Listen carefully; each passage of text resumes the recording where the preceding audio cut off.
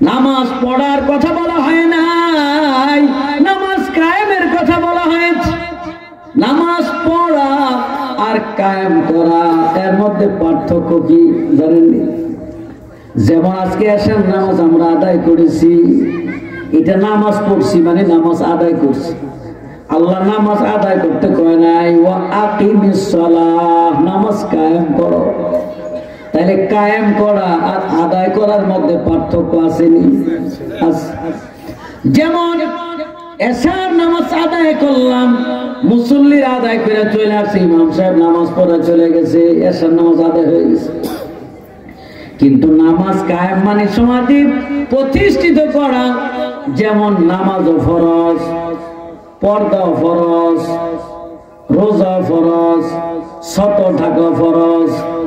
এখন সতর ঢাকাটা সমাজে কায়েম হয়ে গেছে, সতর ঢাকা ছাড়া কেউ বের হয় না, কিন্তু নামাজটা কায়েম হয় নাই, রোজাও কায়েম হয় নাই।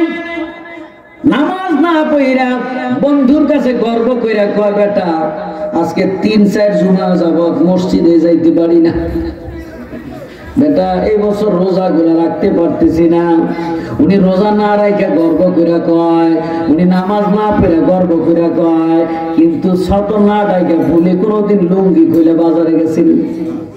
কথা কে বাজারে ভুলে লুঙ্গি না পরে চলে আসছে, যাই দেখে কাপড় নাই, হায় হায় ভুলে লুঙ্গিটা পড়তে খেয়াল নাই, এমন হয়েছিল। তাইলে সতরটা কোনোদিন ভুলে খোলা রাখে নাই, এটা পাগল বলবে। যদি আপনাদের এই চকবাজার এলাকার কোন যুবক অথবা কোন বৃদ্ধ মানুষ কাপড় সারা বাজারে যায়, তাইলে কই হায় হায় এই লোকটাকে কালকে দেখছি ভালো, আজকে হয়তো পাগল হয়ে গেছে, কি বলবে কি? তাহলে সতর না ডাকলে মানুষেরা পাগল বলবে, এটাই সমাজে সতর কায়েম হয়ে গেছে। আল্লাহ রাব্বুল আলামিন বলে ও বান্দা আকিমিস সালাহ, তুমি নামাজ এমন ভাবে কায়েম করবা যেন নামাজ না পড়লে মানুষেরা তোমাকে পাগল বলে।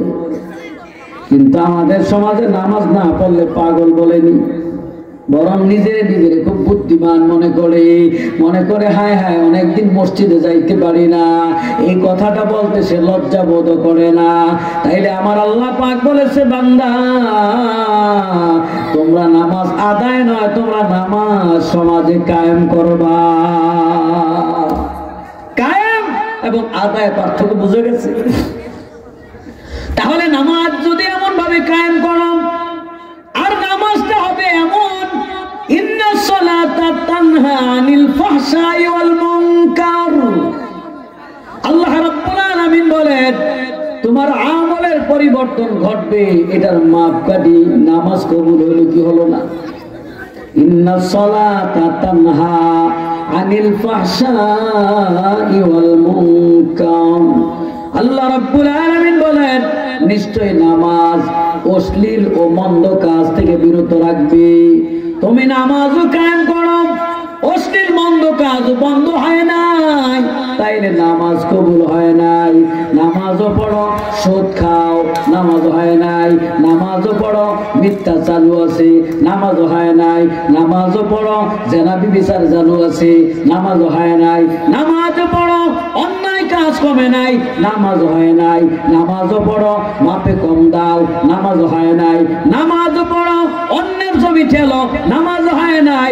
নামাজ পড়ো, মা বাবার সাথে বেয়াদবি করো, নামাজও হয় নাই। নামাজও পড়ো, ওস্তাদের সাথে বেয়াদবি চলে, নামাজও হয় নাই।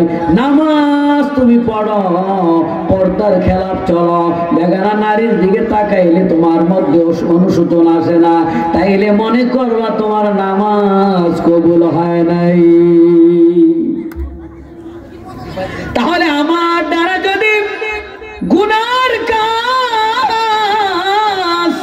মন্দ কাজ বন্ধ না হয়, তাইলে নামাজ কবুল হয় নাই।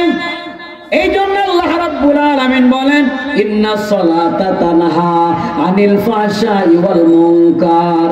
নিশ্চয় নামাজ অশ্লীল ও মন্দ কাজ থেকে তোমাকে বিরত রাখবে। যদি তোমাকে বিরত রাখতেই পারে না, তাইলে মনে করবারে বেটা তোমার নামাজ কবুল হয় নাই।